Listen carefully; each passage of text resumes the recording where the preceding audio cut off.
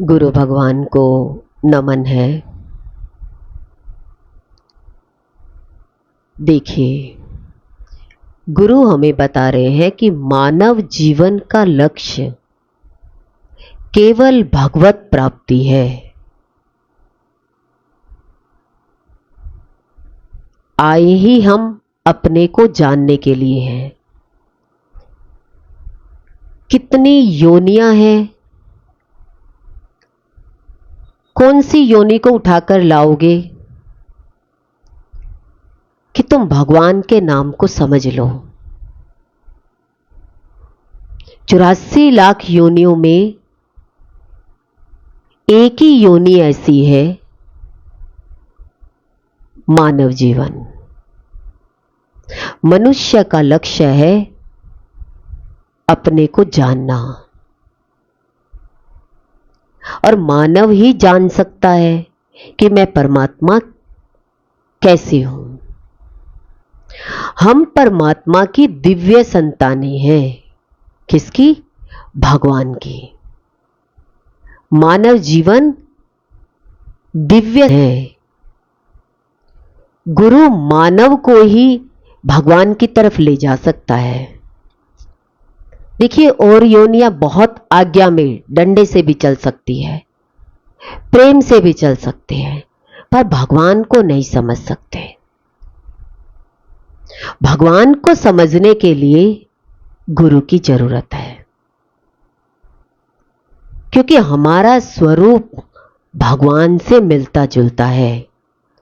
आप जितने भी मंदिर में देवी देवताओं को देख रहे हो, वो किन से मिलते जुलते हैं? इंसान से। और इंसान ही प्रेम को समझ सकता है। और प्रेम क्या है? परमात्मा है। कमी किस चीज की है? प्रेम की है। प्रेम ना होने के कारण इंद्रियां एक दूसरे से लड़ती हैं। प्रेम हो तो झगड़ा समाप्त हो जाए। कमी किस चीज की है? प्रेम की। और प्रेम किससे मिलेगा? गुरु से।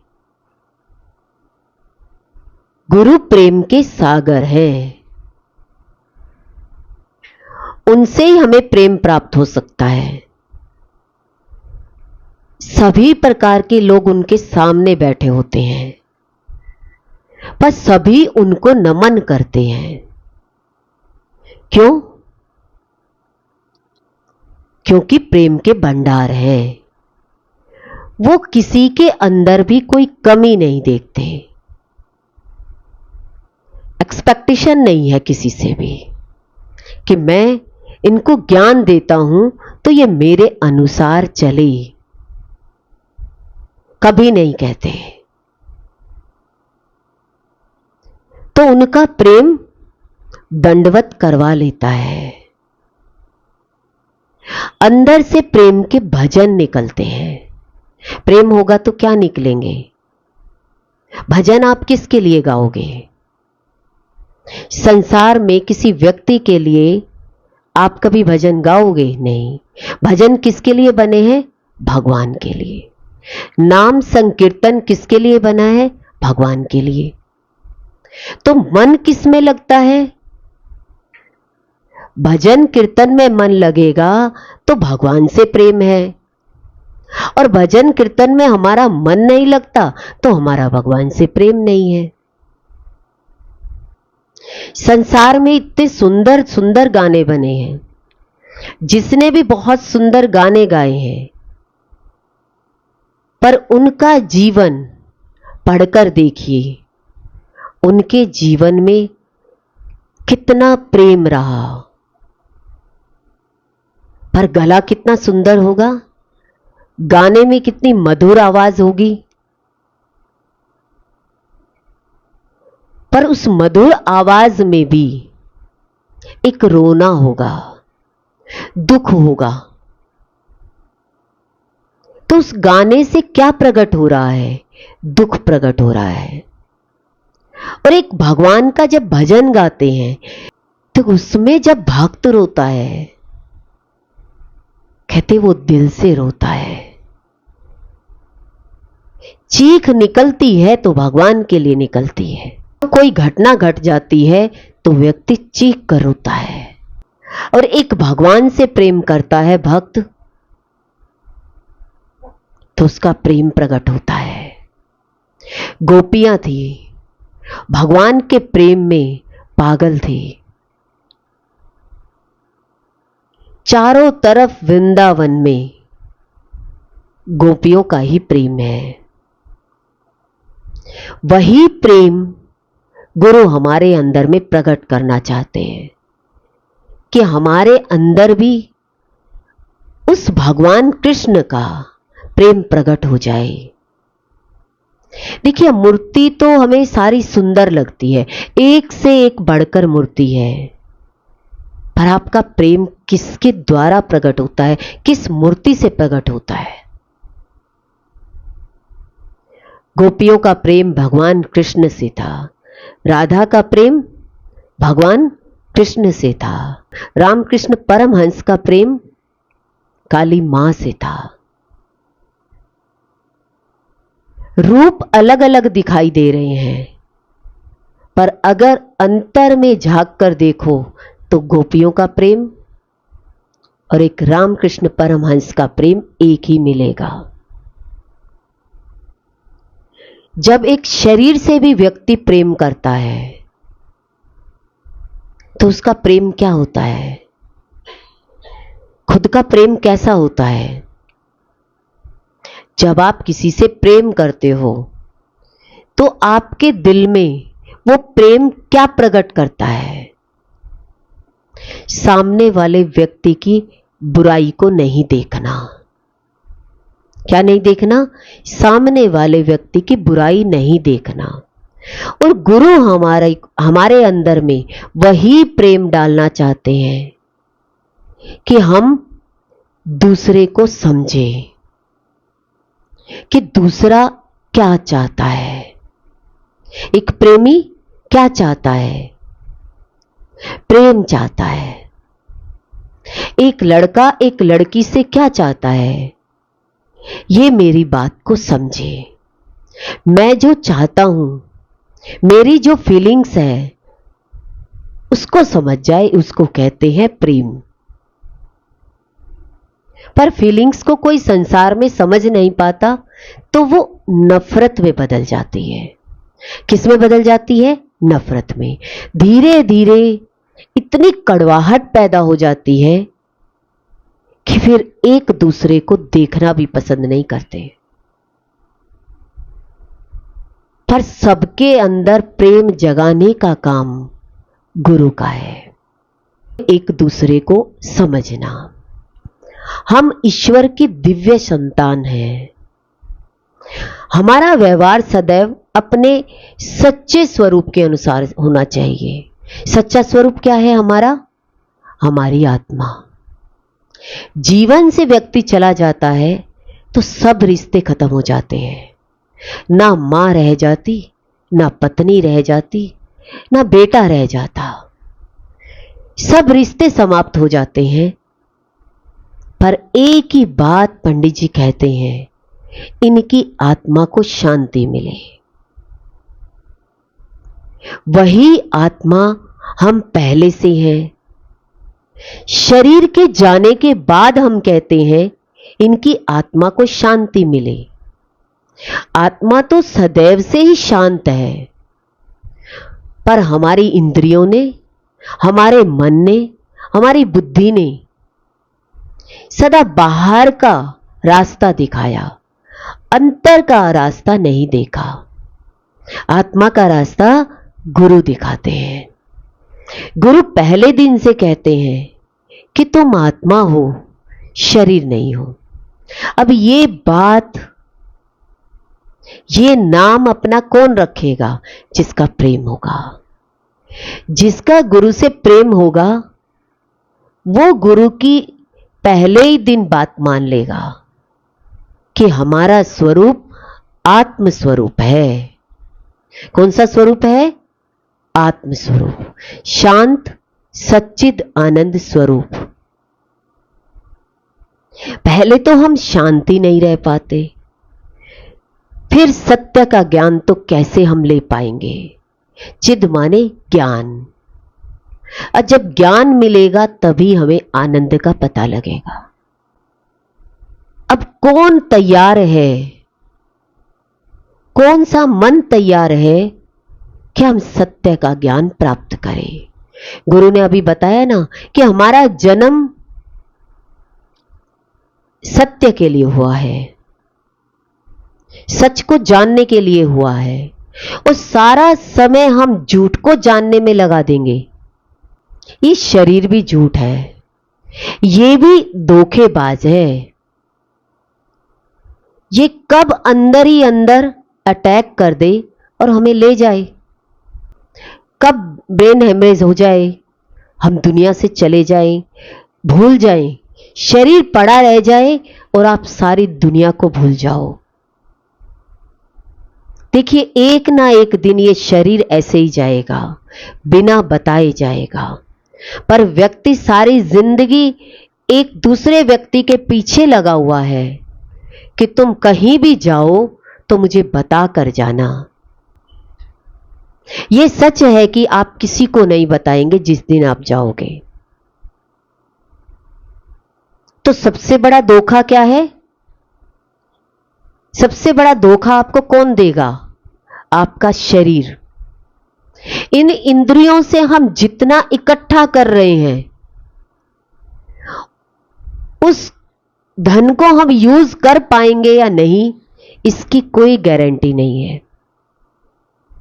पर व्यक्ति सारा समय किस में लगाना चाहता है?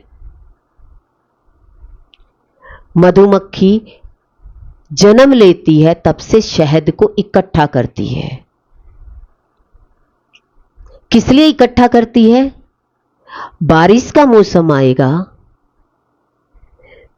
तो हम बाहर नहीं निकल पाएंगे। बारिश के दिनों में हम आराम से बैठकर इस रस को पिएंगे।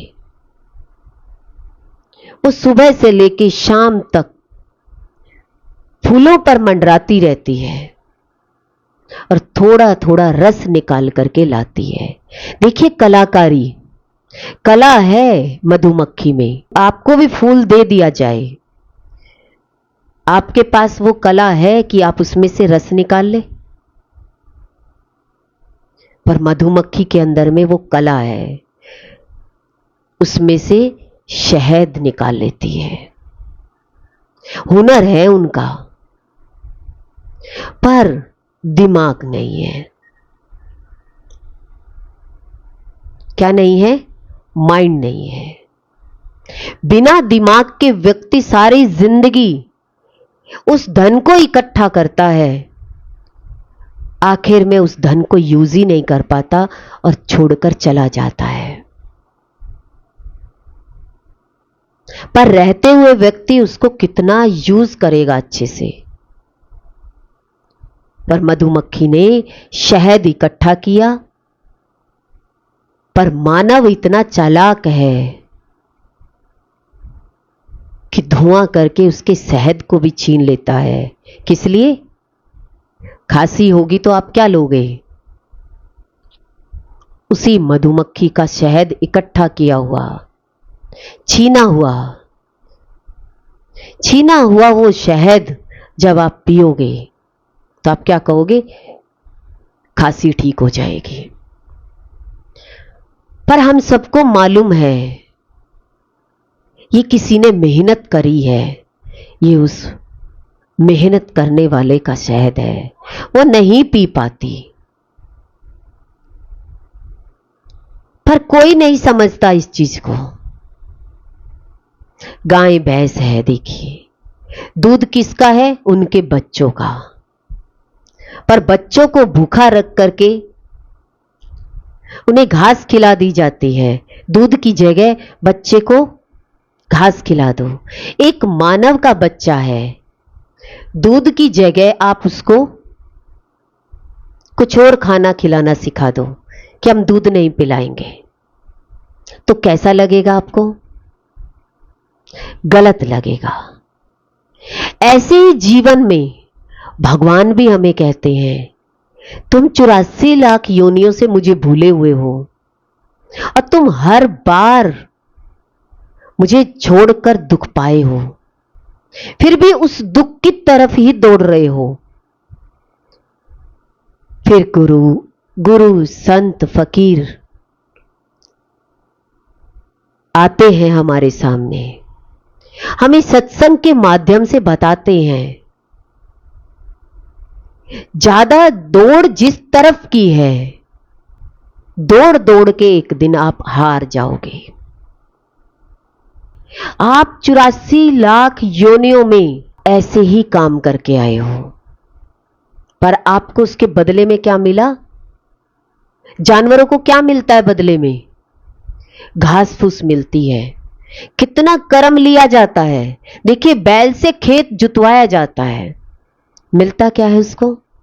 खोल दिया जाता है कि जाओ, हरी भरी घास जहां है वहां खोल दिया जाता है, अपने ही मुख से निकालो और अपने ही मुख से खाओ, निकाल करके अपने आप खाओ।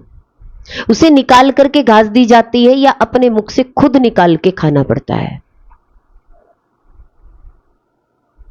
सभी जानवर योनि में ऐसे ही काम लिया गया और हम ऐसे ही काम आए। आज मानव चोले में गुरु की कृपा हुई हम पर। गुरु ने हमें बताया कि तुम्हारे पास वो सुप्रीम पावर है अंदर, अगर आप उसको जगा लो तो सारी दुनिया आपकी मुट्ठी में होगी। अब सबके सब लोग तो उस बात को स्वीकार नहीं करेंगे। क्यों? क्योंकि जन्मों जन्मों से हैबिट पड़ी हुई है हमें अपने शरीर को देने की, शरीर को यूज करवाने की। तो ये बहुत हमें इजी लगता है, बहुत आसान लगता है। ये आसान लगता है कि हम बहुत मेहनत करके थोड़ा सा धन हम कमा पाए और वही कमाई हमारे 1 महीने की का रोग पैदा हो जाए, वो 1 सेकंड में डॉक्टर मेडिसिन लिख देगा और देखने की फीस ले लेगा। पर गुरु हमें क्या कह रहे हैं? आप निरंतर जो कर्म योग है, पिछली प्रारब्ध है, काटनी तो है, उस कर्म में रहते हुए भगवान का नाम जप करते जाइए। ध्यान कहां हो? तन रहे काम में और मन रहे राम में। देखिए यहां पर कितनी शांति है। आप घर में बेड पर लेट जाइए, आपको कितनी जल्दी नींद आएगी। आपको घर के काम भी दिखाई देंगे, किसी का फोन भी आ जाएगा। पर सत्संग में कितने रिलैक्स हैं। शुरू शुरू में जाते हैं तो नींद ही आती है। यह शुभ लक्षण है। जब हम ज्ञान में बैठते हैं और हमें गहरी नींद आती है, क्योंकि घर में तो नींद भी नहीं आती, दवा लेकर भी व्यक्ति सो नहीं पाता। क्यों? क्योंकि वाइब्रेशन ही ऐसी होती है। फोन ही बजते रहेंगे, घर की बेल बजती रहेगी, कोई ना कोई कारण आपके सामने ऐसा आता रहेगा कि आपको जगाता रहेगा। संसार जगाता है और भगवान क्या करते हैं? संसार बाहर से जगाता है और गुरु हमें अंतर से जगाते हैं। अंतर से जागना उसे कहते हैं जो बाहर से अपने आप में रिलैक्स हो जाए और अंतर की शक्ति जाग जाए। देखिए, बाहर से जितना ज्यादा शरीर वर्किंग काम में रहेगा तो क्या वो कभी अंदर से जाग पाएगा? नहीं। क्या कारण है कि हम अंदर से जाग नहीं पाते? क्योंकि बाहर का काम हमारा इतना होता है तो हम अंतर की तरफ मुड़ ही नहीं पाते। तो गुरु आते हैं तो हमें यही समझाते हैं कि कर्म गति अति बलवान है। कर्म आपको छोड़ेगा नहीं, जैसे ही आप थोड़ी देर खाली होंगे तो आप ढूंढ लेंगे काम को। आप खाली बैठेंगे तो क्या चला लेंगे? टीवी चला लेंगे, मोबाइल में देखने लग जाएंगे, कोई ना कोई काम आपको सामने नजर ही आ जाएगा। तो गुरु कहते हैं इस समय में आप भगवान को याद करो। जब खाली हो जाओ तो गुरु को याद करो, गुरु के सत्संग में जाओ। देखिए, सत्य आपके जीवन में नहीं आएगा तो ये झूठ कभी पकड़ में नहीं आ सकता। सत्य ही झूठ को पकड़ सकता है। झूठ वाला व्यक्ति झूठ को कैसे पकड़ेगा? कभी पकड़ ही नहीं पाएगा। दोनों एक जैसे हो जाएंगे। किसी को भी देखो, एक व्यक्ति को एक झूठा आदमी मिल जाए तो कभी पता लगेगा उसे कि ये व्यक्ति झूठ है? नहीं पता लगेगा। बहुत लंबे अरसे के बाद हमें पता लगता है कि ये व्यक्ति झूठा था। हम समझ नहीं पाते, पर गुरु हमें यही समझ देते हैं कि आप इस संसार को समझ सको कि ये संसार सारा परमात्मा का है। तो सबसे पहले अपने आप को समझना। क्या करना? सबसे पहले हमें अपने आप को समझना है कि मैं कौन हूं। इस संसार में जाना आसान है, पर संसार से निकलना, देखिए, संसार से सत्संग में आना बहुत मुश्किल है, और सत्संग से उठकर संसार में जाना कितना आसान है। अभी आपके पास संसार की कॉल आ जाए तो आप क्या करेंगे? 1 सेकंड में तैयार हो जाएंगे। और आप घर में बैठे हो और आपको सत्संग की कॉल आ जाए तो आप आलस्य ही घेर लेगा, आपको थकान घेर लेगी। वो भी रोक सकती है। आलस्य भी आपको भगवान की तरफ जाने से रोक सकता है। तो गुरु जीवन में आते हैं तो वो यही कहते हैं कि हम भगवान की दिव्य संतानें हैं। हमें व्यवहार सदैव अपने सच्चे स्वरूप के अनुसार होना चाहिए, गुरु के अनुसार हमारा व्यवहार होना चाहिए। सत्य कौन है हमारे जीवन में? हमारे गुरु। अब ये तो समझ में आ गया, एक तरफ संसार की हमारी सेना और एक तरफ मेरा गुरु। पर यह तो मुझे समझ में आ गया कि सत्य मेरा गुरु है, झूठ मेरा संसार है। सबसे पहले तो यही समझना है, बहुत बड़ा झूठ है और सच की पोटली थोड़ी सी है, प्रकाश कम है और अंधकार ज्यादा है। देखिए, लड़ियों का प्रकाश कितना होगा? बहुत कम। और अंधेरा ज्यादा हो तो ये लड़ी कब चमकती? अब दिन में लड़ी चमकती होगी तो आपको कितना दिखाई देगी? दिखाई नहीं देगी। अब सबको मालूम है हमारा संसार बड़ा है, 12 घंटे हमारे संसार के हैं, तो अंधकार तो है ही है जो संसार है, पर रात भी 12 घंटे अंधकार की है, तो 24 घंटे क्या हो गए? अंधकार की हो गई। तो प्रकाश कितना है हमारे जीवन में? कितना है प्रकाश हमारे जीवन में? सत्य की तरफ हम कितना जाना चाहते हैं? थोड़ी देर के लिए, वो भी बिना मन, क्योंकि प्रकाश जितना है उतना ही आपको गुरु के साथ बैठना अच्छा लगेगा। अंधकार ज्यादा है तो आपको किसके साथ बैठना अच्छा लगेगा? काम में, धंधे में, घर की बातों में, इधर उधर की प्रशंसा में, निंदा में, इनमें ही तो सारा समय निकल जाता है। हमें आघात पहुंचाने के लिए दूसरे लोग चाहे कुछ भी क्यों ना करें, अब संसार तो बड़ा है, अंधकार ज्यादा है, तो वो कुछ ना कुछ आपके साथ करते रहेंगे। कितना भी वो आपको नुकसान पहुंचाए, हमें बदले में क्षमा एवं करुणा ही देनी चाहिए। अब आप मानव हैं तो सभी जानवरों के प्रति आपका भाव कैसा होना चाहिए?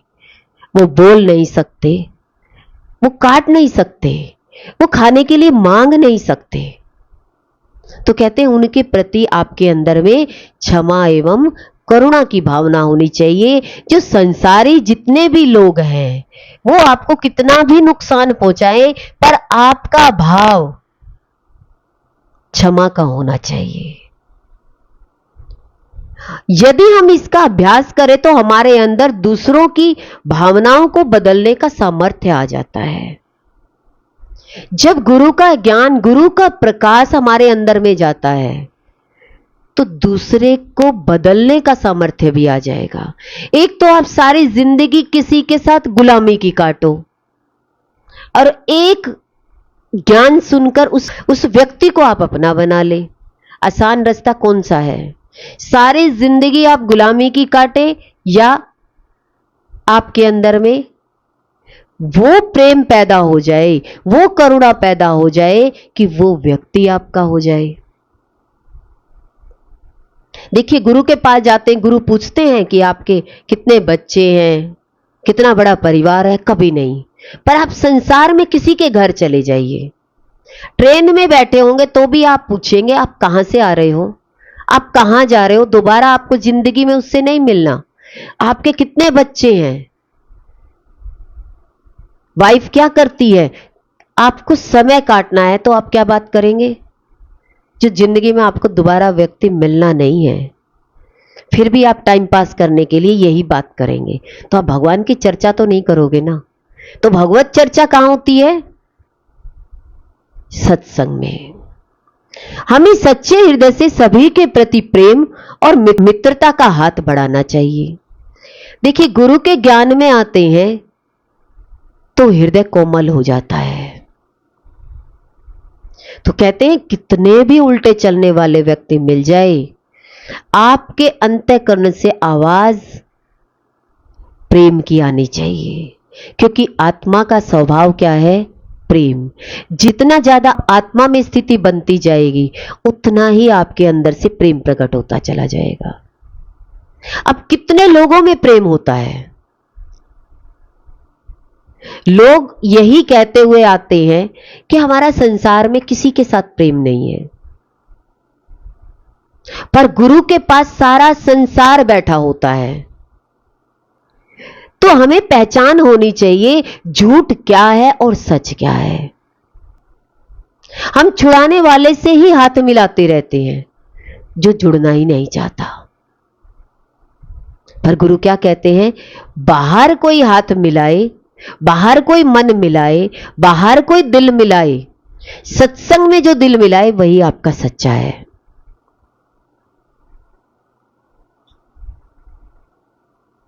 पर यह तो नहीं है कि संसार छूट गया, संसार तो चल ही रहा है और चलेगा ही।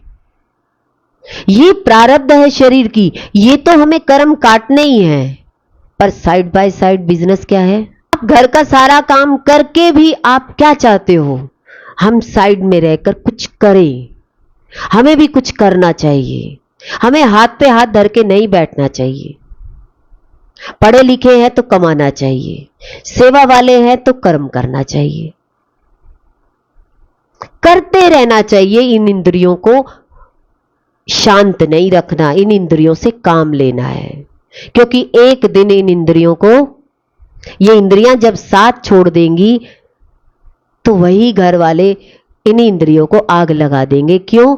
क्योंकि ये काम का नहीं रहा। ऐसे ही गुरु कहते हैं कि हमें जीवन में इस शरीर से पढ़े लिखे हैं तो विद्या बांटनी चाहिए। आपके पास जो हुनर है उस हुनर का इस्तेमाल करना चाहिए। पढ़े लिखे भी नहीं हैं, कमा भी नहीं सकते, तो हमें गुरुद्वारे पर बैठ करके सेवा करनी चाहिए।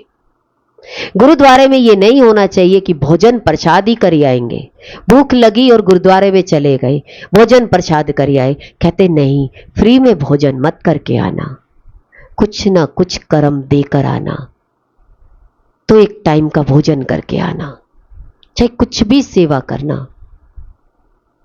भंडारे में भी खाओ तो कुछ ना कुछ देकर आना, देकर खाना। तो सच्चे हृदय से हमें मित्रता का हाथ बढ़ाना चाहिए। यदि मित्रता का हमारा हाथ ठुकरा दिया जाए, आप किसी से मित्रता करना चाहते हैं और वो बार बार आपको ठुकरा देता है कि मुझे नहीं रखनी इनसे, चाहे कितनी ही बार वो ऐसा क्यों ना करे, कितनी बार भी करे, हमें बार बार अपना हाथ बढ़ाते रहना चाहिए। देखिए गुरु क्या करते हैं, जो सत्संग में नहीं आता है तो उसे फोन कर करके बार बार याद दिलाते रहेंगे, हम आपको याद कर रहे हैं, आप आइए। अच्छा, संसार में आपको कौन याद करता है? जितने रिश्ते हैं आपके, कितने फोन आते हैं?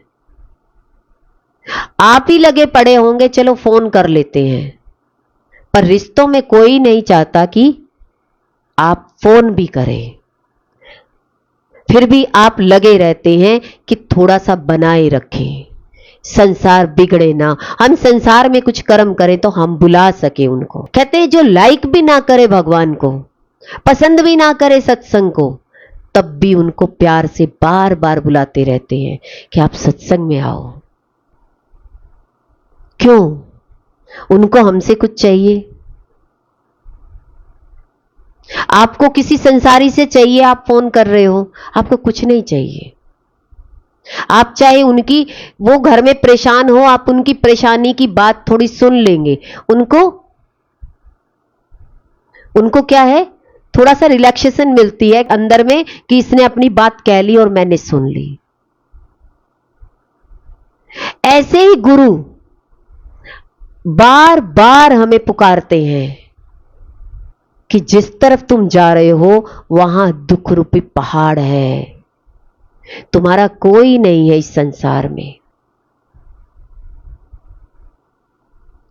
10 साल खराब कर लो, 20 कर लो, 30 कर लो, जन्म कर लो, पर एक जन्म में तो आपको भगवान का होना है। फिर क्यों ना हम भगवान से ही एक हो जाएं। और गुरु ने क्या कह दिया, ये संसार क्या है, परमात्मा का है। तो संसार कितना भी आपको ठुकराए, पर आपके अंदर में निंदा नहीं, प्रेम का हाथ बढ़ाते रहना चाहिए। एक भी आपका धरती पर द्वेषी ना रहे, एक भी कांटा ना रहे।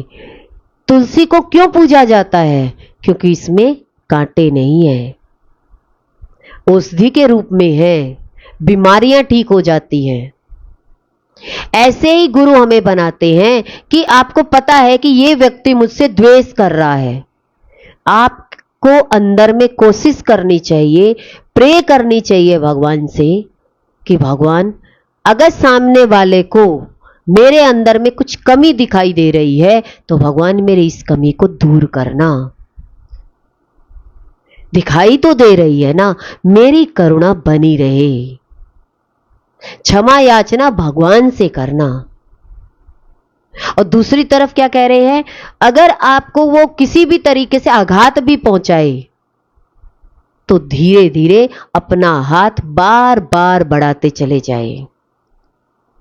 गुरु अपने से सबको जोड़ते चले जाते हैं और इतनी बड़ी माला बना लेते हैं। कितनी बड़ी माला होती है, एक एक भक्त को देखा जाए। कहीं आप मंदिरों में चले जाओ, वैष्णो देवी पे चले जाओ, वहां भी इतनी भीड़ है। कहीं चले जाओ तो भगवान से प्रेम करने वाले तो सभी भक्त हैं। पर गुरु हमें समझा रहे हैं, जब आपको ज्ञान प्राप्त होगा तो आपके अंदर में करुणा पैदा होगी। कहते हैं जो व्यक्ति बार बार आपसे हाथ हटाए, कहते हैं यदि वह व्यक्ति आपकी मित्रता को अस्वीकार करता रहे, तब तक थोड़े समय के लिए दूर हट जाए। वो बुरी तरीके से कर रहा हो तो थोड़ी सी देर के लिए दूर हट जाए उससे, परंतु मन ही मन अपने प्रेम पूर्ण विचार उसकी ओर भेजना जारी रखे। क्या बता रहे हैं, अंदर से आपके अंदर में प्रेम रहे, मन ही मन आप उसका ध्यान करें, और ध्यान करके जैसे एक पत्र भेजा जाता है उसी तरीके से मन से उसकी तरफ प्रेम पूर्ण व्यवहार करे, प्रेम से विचारों को पैदा करे, विचारों को पैदा करे कि नफरत ना आए। और दिखाई क्या देती है? दिखाई क्या देता है? अगर कोई व्यक्ति हमसे उल्टा चलता है तो हमारी नफरत दिखाई देती है। बाहर ही दिखाई दे जाती है, अंदर तो बहुत बड़ी बात है। पर गुरु कहते हैं अपना ही नुकसान करते हैं ये, हम अंदर खराब हो गए। देखिए एक एप्पल रखा है, बाहर से बहुत साफ दिखाई दे रहा है, आप काटोगे अंदर से काला होगा। अब देखिए हमें बाहर से संसार बहुत अच्छा लगता है, भगवान हमें अच्छे नहीं लगते, तो क्या रसदार उस एप्पल में वो रस होगा? काला होगा। ऐसे ही हम अपने संसार में अगर अपने आप को गुरु के सामने लेकर जाते हैं तो हमें अपना दिखाई देता है क्या? संसार सत्य दिखाई देता है और रस झूठ दिखाई देता है। भगवान काला दिखाई देता है और ऊपर से संसार मीठा दिखाई देता है। तो हमारे लिए क्या हो गया? संसार मीठा और भगवान काला। पर गुरु हमें ज्ञान से क्या समझा रहे हैं? वो कह रहे हैं कि बाहर से कितना भी व्यक्ति नफरत करे, आपके मन में नफरत नहीं आनी चाहिए। आप कहीं ना कहीं किसी व्यक्ति के पास बैठ करके उस व्यक्ति की आप बुराई जरूर करोगे। क्या करोगे? उस व्यक्ति की आपको बुराई अच्छी लगेगी। इसका मतलब क्या है? बैठते ही वो व्यक्ति आपके अंदर में खटकता है। तो फिर हमारा समय कैसे पास होगा? तो व्यक्ति समय किस में पास करना चाहता है? गलत चीज में। जब भी आपको अवसर मिले तो अपनी मित्रता का हाथ पुनः बढ़ाने के लिए हमेशा तैयार रहे। कहते कभी आपको शादी में या किसी फंक्शन में वो व्यक्ति मिले तो तुरंत उस व्यक्ति के प्रति आपका भाव क्या होना चाहिए? मित्रता का। अंतर में नुकसान किसका हो रहा है? हमारा अपना। तो उस एप्पल को कौन पसंद करेगा? अंदर से काला है, बाहर से तो आप कहां डाल दोगे? आप लाए तो बहुत अच्छा, फल वाले ने भी बहुत अच्छा दिया, पर अंदर से फल वालों को तो पता था कि ये एप्पल अंदर से खराब है, पर आपको उसने दे दिया। और घर में आकर के आपने काटा तो आपने डस्टबिन में डाल दिया। आपका पैसा भी लगा, आप खा भी नहीं पाए। बहुत दिल था आपका खाने का, पर आप खा भी नहीं पाए। ऐसे ही गुरु हमें समझाते हैं कि सत्संग आपको अंतर से साफ बनाता है। संसार में कोई व्यक्ति आपको साफ सुथरा नहीं मिलेगा। संसार है ही नकली, नकल से चलता है, अकल से नहीं चलता व्यक्ति। और सारी जिंदगी इंसान ये सारी अकल किस में लगा देता है? संसार में, ठीक करने में। तो गुरु हमें कहते हैं ठीक करने का मतलब क्या है? सामने आपको पता है कि ये व्यक्ति मुझे पसंद भी नहीं करता, पर मुझे मन से इसके बारे में बुरा नहीं सोचना। पर ये मेरे अंदर में ये कीड़ा कैसे जाता है? देखकर ही तो गया। उसके व्यवहार ने ही तो हमारे अंदर में गलत संकल्प करवा दिए, और एक दिन वो गलत संकल्प आपके शरीर के साथ घटेगा। तो ये जन्मों जन्मों की प्रारब्ध क्यों बनी? किसी के जीवन में बचपन से ही दुख रहा और सारा जीवन दुख रहा, किसी के 20 साल दुख रहा, किसी के 50 रहा, और किसी का सारा जीवन ही निकल गया दुख में। क्या कारण रहा? बाहर से मानव चोला भी मिला, पर कोई पसंद नहीं करता। कारण तो गुरु ने बताया कि आप इसमें कमजोर मत पड़िए, ये आपके पिछले जन्म की प्रारब्ध है। पर अब इस प्रारब्ध को आगे मत बढ़ाना।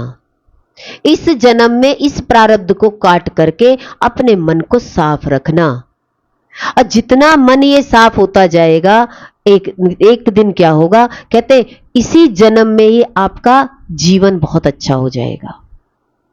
पर व्यक्ति बाहर गलत देख देख करके अपने मन में भावों को खराब कर लेता है, जिसके कारण अगला जन्म भी खराब हो जाता है। तो हमें जीवन में क्या करना है?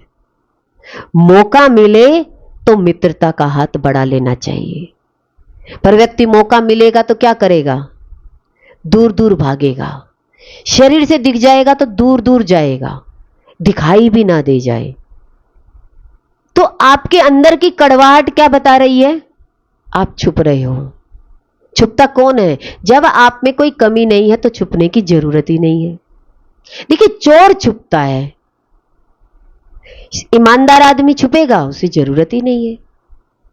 तो आपने अपने अंदर में देखिए ईमानदारी लानी है कि मुझे सच से प्रेम है। अब देखिए, सत्संग में सब लोग आते हैं, वो कहते हैं हमें आपसे बहुत प्रेम है, हमें सत्संग से भी बहुत प्रेम है, हम सत्संग के बिना रह ही नहीं सकते। अब आपका दिमाग, माइंड को यूज करिए। आपको कितना सत्संग पसंद है और कितना संसार पसंद है? आप चोर होंगे या ईमानदार होंगे? आप अपने प्रति देखिए। भगवान के प्रति अगर आप चोर हो गए तो संसार में आप कभी ईमानदार होंगे? आपने अपने आप को चेक करना है। सत्य है आपके सामने, सत्संग है, आपका संसार है। अब आपको माइंड भी भगवान ने दिया है। अब आप अपने माइंड से अपने आप अपनी मार्कशीट को चेक करिए। कितने मार्क्स देंगे आप? सत्य में कितना आएगा 100 में से? 100 में से कितना आएगा? देखिए, 100 में से 100 आ गए तो आपकी प्रकृति दासी बनकर काम करेगी। आपको दासी बनकर कभी काम नहीं करना पड़ेगा। यह पहचान है भगवान की। भगवान ने कहा कि मैंने ना लिखने को दिया, मैंने प्रैक्टिकल जीवन दिया। आपका जीवन गुलामी का है तो आप सत्य के प्रति साफ नहीं है। अगर आपका जीवन सत्य की तरफ पूरा 100% है तो दास दासियां आपकी बनकर के चारों तरफ देखिए संतों का आदर करती है। ज्ञान को समझिए, विवेक को जागृत करिए। अब विवेक क्या है? अब आपको भगवान अंतर से प्रेम करोगे तो संसार आपको फ्री में मिलता जाएगा। आपके अंतर में संसार होगा तो आपको संसार में आपको कुछ नहीं मिलेगा। झूठ से झूठ को कुछ नहीं मिलता। चोर करने वाला व्यक्ति चोर को कुछ देगा? अगर वो लाया ही चोरी करके है तो वो कभी दान करेगा?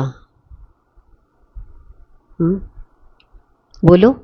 बहुत मेहनत करके आपने कमाया है तो आप उसको दान कर सकोगे।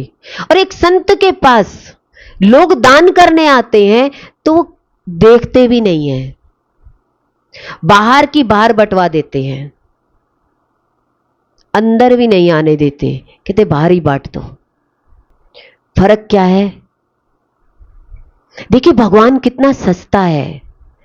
खाली मन को प्रेम करना है भगवान से, सत्य को आगे रखना है, मन को। देखिए, आसान रास्ता संत करते हैं। आपका मन भगवान में लगे और तन लगाने की जरूरत नहीं होगी। और मन संसार में लगेगा तो उतनी निचली सतह पर जाकर आपको काम करना पड़ेगा। देखिए, भगवान ने कहा कि तुम मेरे लिए बहाना ही नहीं बना सकते, क्योंकि भगवान मन से खुश होते हैं कि आपका मन भगवान में लगा हुआ या नहीं।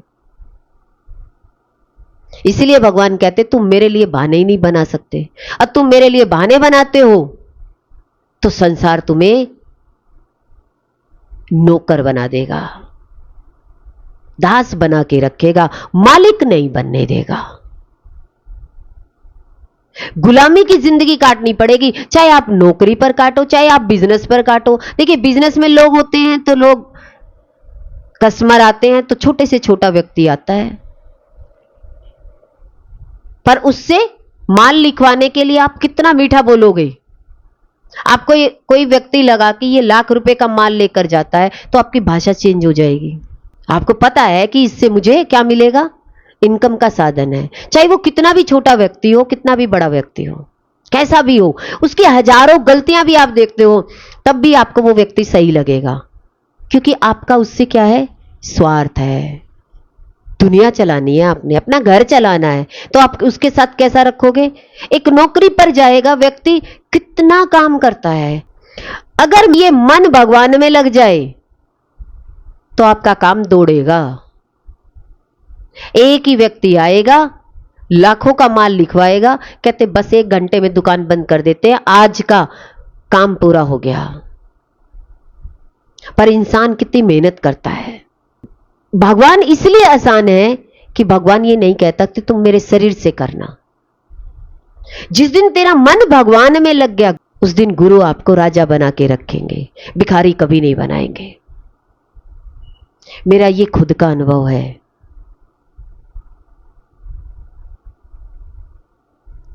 पर शांति तो गुरु से ही आती है।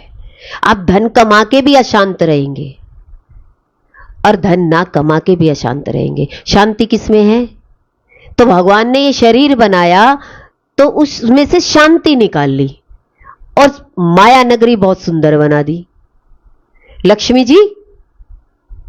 लक्ष्मी जी को दे दिया, कहते शांति मैंने निकाल ली, जा तू अब। देखिए, मन कह रही है, मैं शरीर नहीं कह रही हूं। किसी भी बात को गलत मत उठाना, मन की बात है। आपका मन बस गुरु में लग जाए,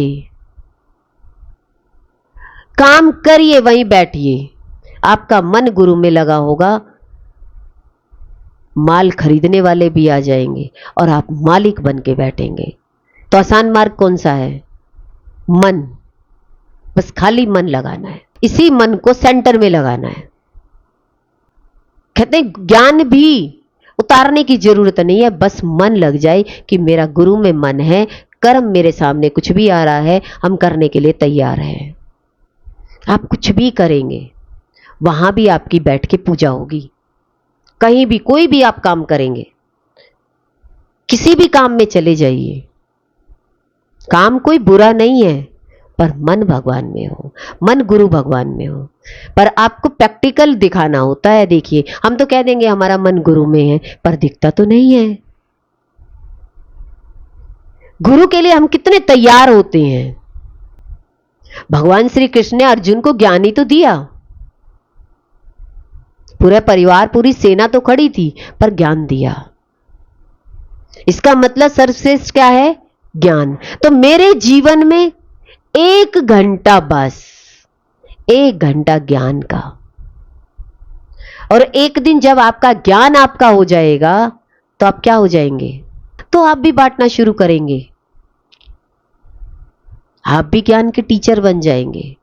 और जब ज्ञान बांटना शुरू करोगे तो अपने आप ही आप मालिकियत आ जाएगी।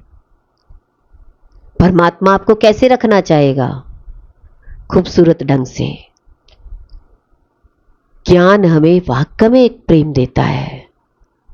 इसलिए आसान रास्ता कौन सा है? मालिक बनकर जिए या नौकर बनकर जिए? बताओ। अब आपके एग्जाम में कितने मार्क्स आने चाहिए? 100 में से पासिंग मार्क्स तो ले आओ। 33 कहते थे, नालायक बच्चा तो यही सोचता है 33 आ जाए, अगली क्लास में तो पहुंच जाएंगे। और लायक बच्चा क्या कहेगा? 99 ना आ जाए, एक भी कम ना हो जाए। ऐसे ही मेरा गुरु का प्रेम 100% होना चाहिए। मानसिकता का ही तो खेल है, मन का खेल है, गेम तो खेलना आना चाहिए। आपका मन आपके हाथ में, कोई आपका मन को पकड़ नहीं पाएगा, कोई नहीं छीनेगा कि आपका मन कहां लगा हुआ है। रहिए ना प्रेम में, अपना मन भगवान में लगाइए ना। संसार को संसार की तरह चलने दीजिए और भगवान को मन दे दीजिए, बस। फिर संसार आपके पीछे आएगा। आपको संसार के पीछे जाना नहीं पड़ेगा, संसार पीछे आएगा। तो गुरु का ज्ञान क्या सिखाता है? हमें मालिकियत देता है, मालिक बनाता है। और संसार हमें क्या सिखाता है? तो आसान मार्ग कौन सा है? मालिक बनना। तो अब जहां भी आप बैठे होंगे, आपको यह लगेगा मैं मालिक हूं यहां का। किसी पोस्ट पर भी होंगे तो भी व्यक्ति आपको आदर से बोलेंगे, सम्मान से सम्मान करेंगे। इसलिए गुरु भगवान के अनंत अनंत शुक्राने हैं जो हमें दूसरे को भी समझने का मौका देते हैं और अपने आप को भी। सबसे पहले तो अपने आप को ही समझना है। ये सारा ज्ञान खाली आपके लिए है, इसको किसी के ऊपर अप्लाई मत करिए। आपने पहले 100 में से 100 मार्क्स आपने अपने अंदर में लाने, अपने लिए लाने हैं। गुरु के सामने ही तो लाने हैं पहले। गुरु ही तो देखेगा। 100% आप हो गए तो कहते अब संसार में जाओ। तो कलाकारी किसमें है ज्यादा? भगवान श्री कृष्ण 16 कला अवतार थे, इतनी कलाएं थी उनमें। जिसको छोड़ दिया उसको छोड़ दिया, दोबारा मुड़कर नहीं देखा। पर प्रेम ऐसा देकर गए कि वो भूल ही नहीं पाए। हमारे अंदर भी वही चीज होनी चाहिए कि किसी के हृदय में हम बस जाए कि वो मेरे बिना रह ही ना सके। हर एक के हृदय में आप उतरने की कोशिश करो, वो है प्रेम। गुरु भगवान के अनंत अनंत शुक्राने हैं।